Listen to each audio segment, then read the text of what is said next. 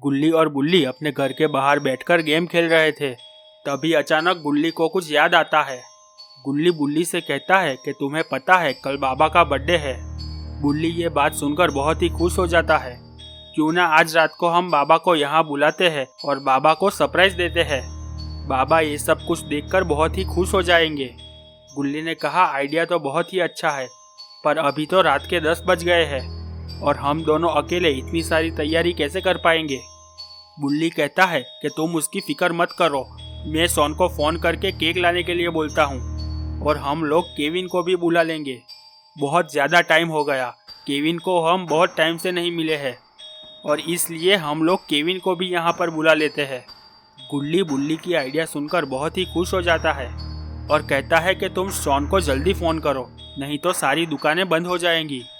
बुल्ली Shawn को call लगाता है और शॉन से पूछता है कि शॉन तुम कहाँ पर हो। शॉन कहता है कि मैं रॉड की दुकान पर आइसक्रीम खाने के लिए आया हूँ, तुम लोग भी यहाँ पर आ जाओ, हम लोग साथ में आइसक्रीम खाएंगे। बुल्ली ने कहा कि नहीं शॉन, हम लोग वहाँ पर नहीं आ सकते हैं और तुम भी जितना जल्दी हो सके उतना जल्दी वहाँ से निकल जाओ और जल्दी से केक लेकर हमारे घर आ जाओ।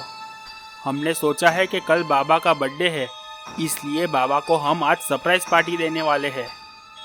शॉन ये बात सुनकर बहुत ही खुश हो जाता है। शॉन कहता है मैं अकेले इतनी बड़ी केक नहीं ला सकता हूँ।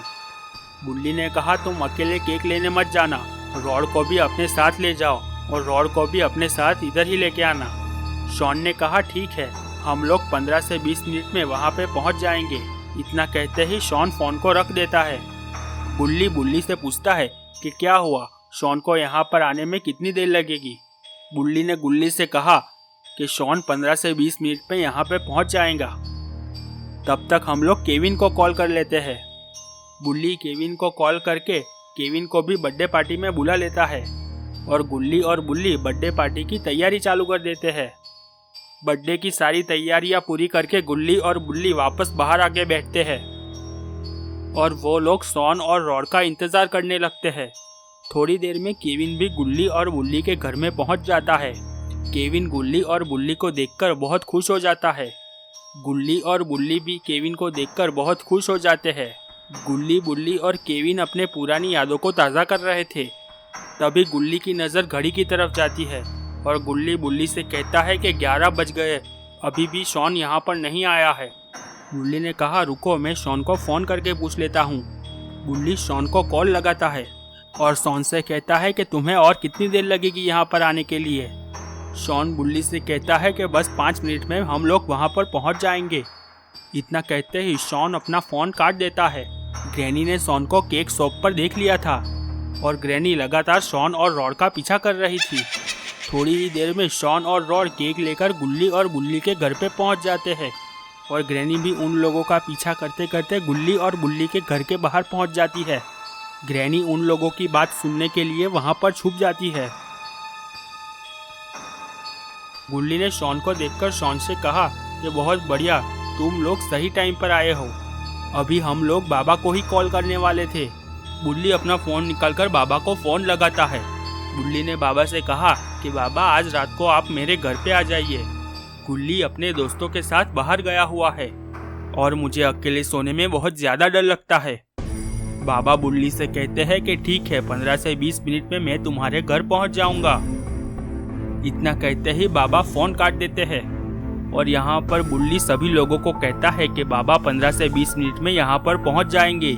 बुल्ली कहता है कि हम लोगों ने सभी तैयारियाँ पूरी कर दी है, आज तो बाबा को मज़ा आ जाएगा। उन लोगों को तो अंदाज़ा भी नहीं था कि ग्रैनी बाहर खड़े होकर उन लोगों की सारी बातें सुन रही है। ग्रैनी वहाँ से जल्दी निकलकर अपने घर की ओर जाती है। थोड़ी ही देर में ग्रैनी अपने घर पे पहुँच जाती है और ग्रैनी ग्रैंडपा को ढूंढने लगती है। ग्रैंडपा ऊपर के कमरे में से बाहर आते हैं और ग्रैनी से कहते हैं बुढ़िया तुम चिल्ला क्यों रही हो, मुझे चैन से सोने भी नहीं देती हो। ग्रैनी ग्रैंडपा से कहती है मैं आपके लिए बहुत बड़ी खुशखबरी लाई हूँ और ये खुशखबरी सुनकर आपकी नींद उड़ जाएगी। ग्रैंडपा कहते हैं कि बोलो जल्दी से क्या है। ग्रैनी ग्रैंडपा से कहती है कि कल बाबा का बर्थडे है और आज रात को बाबा गुल्ली और बुल्ली के घर पे आने वाले हैं। आज तो बाबा को मैं मार के ही रहूँगा। मुझे कितने दिनों से ऐसे ही मौके का इंतजार था। बदला लेने का यही सही वक्त है। पर इस बार हम लोग बाबा को मारने नहीं जाएंगे। इस बार मैंने मेरे दोस्त ज़ॉम्बीज़ को बुलाया है और आज तक ज़ॉम्बीज़ का रिकॉर्ड है कि ज़ॉम्बीज़ के हाथों से कोई नहीं बच पाया है। मैं भी देखता हूँ कि इस बार बाबा जिंदा कैसे रहते हैं। बाबा और उसके दोस्तों को तो ज़ॉम्बीज़ कच्चा चबा जाएंगे। थोड़ी ही देर में ग्रैनी और ग्रैंडपा के घर के बाहर यूएफओ आ जाता है और यूएफओ में से ज़ॉम्बीज़ नीचे उतरते हैं।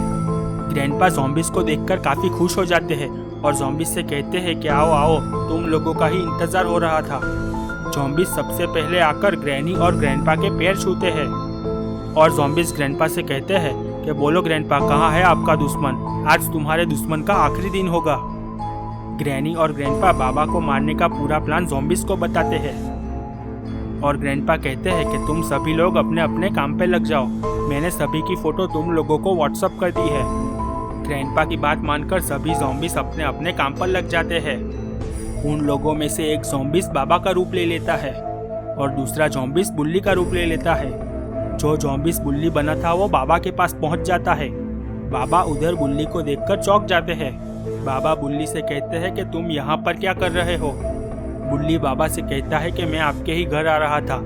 मुझे अकेले घर में बहुत डर लग रहा था। मैंने सोचा कि मैं आज आपके घर पे आके सो जाता हूँ। बाबा कहते हैं ठीक है, आज की रात तुम मेरे घर पे ही सो जाना। और बाबा ज़ॉम्बीज़ को लेकर अपने घर चले जाते हैं। तो दोस्तों, क्या होगा गुल्ली, बुल्ली और बाबा का? क्या उन लोगों को पता चल जाएगा कि जिसके साथ वो रह रहे हैं वो ज़ॉम्बीज़ है, या ग्रैनी, ग्रैंडपा और ज़ॉम्बीज़ अपने मिशन में कामयाब हो जाएंगे? ये सब हम देखेंगे गुल्ली, बुल्ली और ज़ॉम्बीज़ पार्ट 2 में। दोस्तों, अगर वीडियो आपको पसंद आई है तो लाइक और शेयर कर दें और चैनल को सब्सक्राइब करके बेल नोटिफिकेशन ऑन कर दें।